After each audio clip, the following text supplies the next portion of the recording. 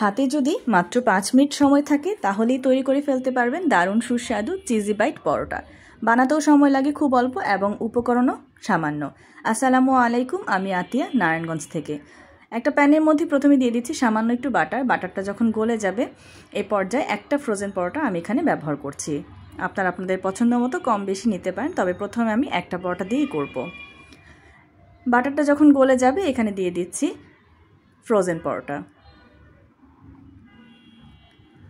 যখন এক পাশটা হয়ে যাবে, পরোটা কিন্তু আমি উল্টে দেইনি, যখন এক পাশটা এরকম সাদা হয়ে যাবে মানে নিচের পাশটা যখন একটু হয়ে আসবে তখন এর ওপরেই দিয়ে দিচ্ছি একটা ডিম ভেঙে।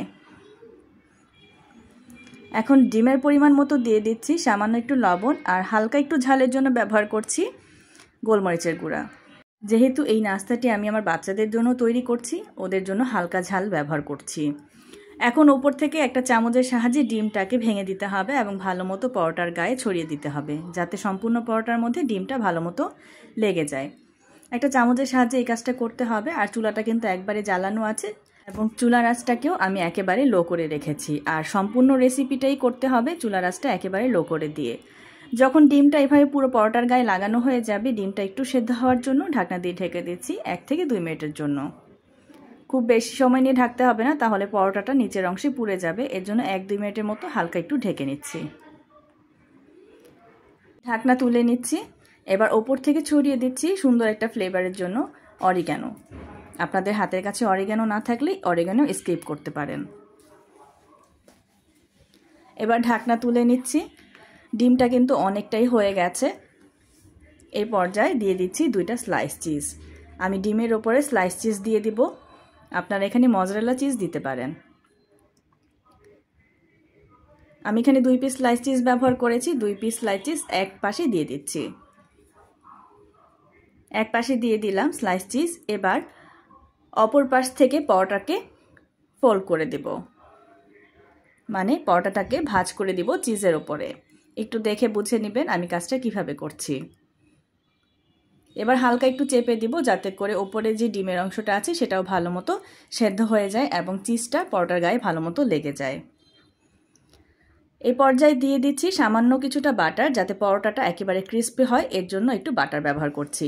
আমি এখানে বাটার দিয়ে করছি, আপনারা এখানে বাটারের পরিবর্তে তেলও ব্যবহার করতে পারেন। এবার ভালো মতো একটু ভেজে নেব, যাতে করে পরোটাটা অনেক ক্রিস্প হয় এবং খেতেও মচমচে একটা ভাব তৈরি হয়। উপরে বাড়তি যে অংশটা আছে, চিজটা যেই মেল্ট হয়ে বের হয়ে গেছে, সেই চিজটাকে নিয়ে উপরে আরেকটু দিয়ে দিচ্ছি।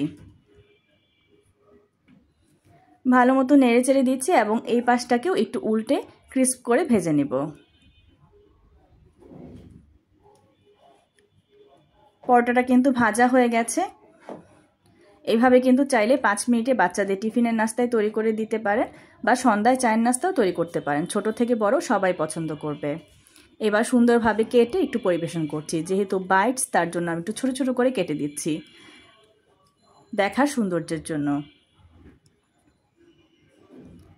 পরোটাটা ভালো মতো আমি কয়েক পিসে কেটে নিচ্ছি এবং সুন্দরভাবে ডেকোরেশন করে দেখাচ্ছি। সব খাবারই আমার সুন্দরভাবে ডেকোরেশন করতে ভালো লাগে।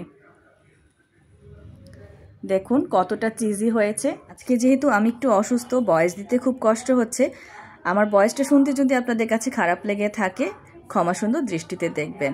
আমার আজকের রেসিপি যদি ভালো লেগে থাকে, সবার কাছে অনুরোধ থাকবে যারা ফেসবুক থেকে দেখছেন পেজটি লাইক করবেন এবং ফলো দিয়ে পাশে থাকবেন। ভিডিওটি ভালো লাগলে ফ্রেন্ডস এবং ফ্যামিলির সাথে শেয়ার করে রাখতে পারেন। আজকের রেসিপিটি কেমন লেগেছে আমাকে অবশ্যই কমেন্টের মাধ্যমে জানাতে পারেন। যারা ইউটিউব থেকে দেখছেন চ্যানেলটি সাবস্ক্রাইব করে আমাকে অনুপ্রেরণা যোগাবেন। সবাই ভালো থাকবেন, সুস্থ থাকবেন। আল্লাহ হাফেজ।